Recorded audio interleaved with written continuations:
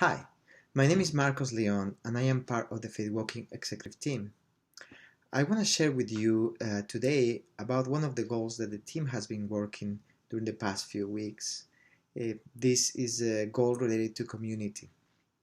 During the process of talking, dreaming, and praying about community and what community means for Faithwalking, we have come clear to three main ideas. The first one is that when Faithwalking started, it did start as a small community of people, and it was really easy then to be connected and to provide everything that was needed to foster community. Obviously, as the years have passed, we have been challenged to try to foster the same kind of community in a city the size of Houston. And not only that, but in different cities and different countries.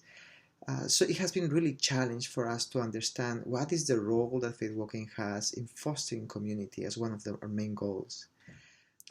The second idea that has become clear is that the best results that we have seen in Faithwalking have happened in places where Faithwalking has been part of, if you want, a pre-existing community, a congregation, a network, where people were already connected and had already all what was needed to connect. In these places, if you want, the principles of Faithwalking have really become a blessing and empower not only personal transformation, but it's this challenge to call the community to join God in what God is already doing there.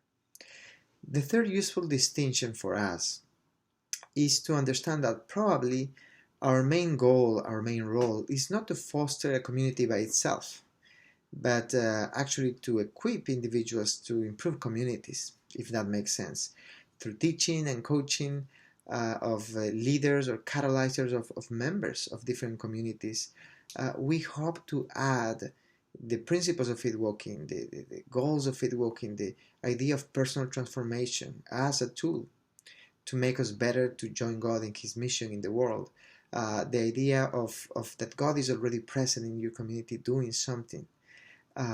So Faithwalking has a preferred future in relation to community, in which in the next 3 or 5 years we would like to grow in our capacity to equip, to teach, to coach, to empower people in their communities with the principles that we have been using until now.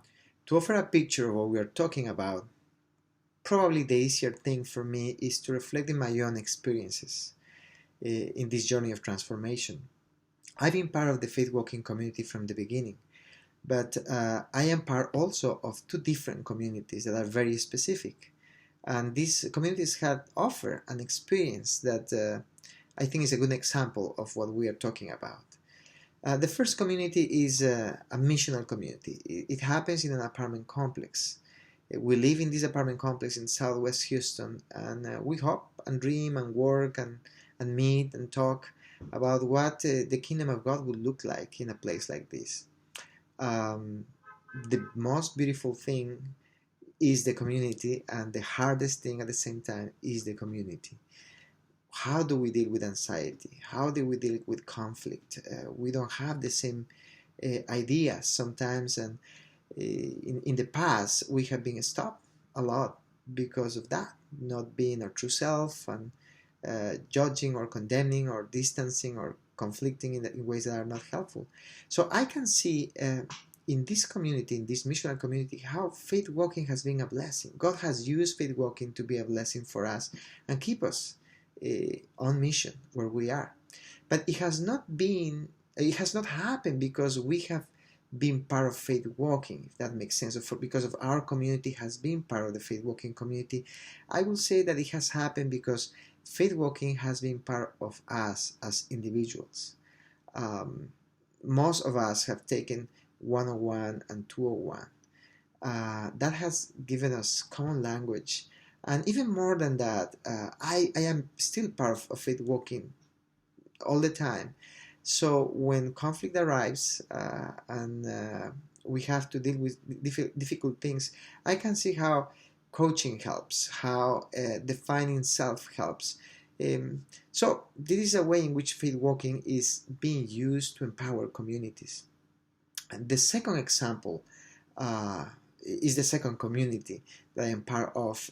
This is a group of people who are trying to uh, develop the work of faith walking in Spanish. So we have different one-on-ones and two-on-ones and different encounters, we call them, where we gather, some of us, and there's a topic, a faith walking topic that we gather around and we want to explore. So even though the topic is a blessing by itself, it brings a new way of thinking, it clarifies, and is sort of a rational learning. What has been powerful, and we all have recognized that, is that participating in the meetings uh, has an impact. And what I mean with participating, checking in, going around before we start with the topic and just checking in and allowing people to express authentically where they are. And they do it that without any fear to be judged or condemned. We are in a space that is safe where nobody's trying to fix anybody. And it's amazing how a group of people who are not together all the time can come to a deep connection so quickly. So there is something about our culture. There is something about the participation, again, not just the topic, not the rational, but the experience of participating in faith walking, that it is a blessing and empowers the individuals who are in these encounters to go to their communities and be better. This is what we would like to see in the future, in the next 3 or 5 years in the faith walking community, an increasing capacity to empower, to teach, to coach individuals who go to their existing communities and empower them. They bring this invitation to a journey of personal transformation. They bring this invitation to consider joining God in what He's already doing where they are. And we hope to grow and be better in doing this and connecting them. So this has been the update. I hope it has been clear. If you have any comments or questions, please don't doubt, don't hesitate in contacting us. Email us and we would love to talk about it. Thank you.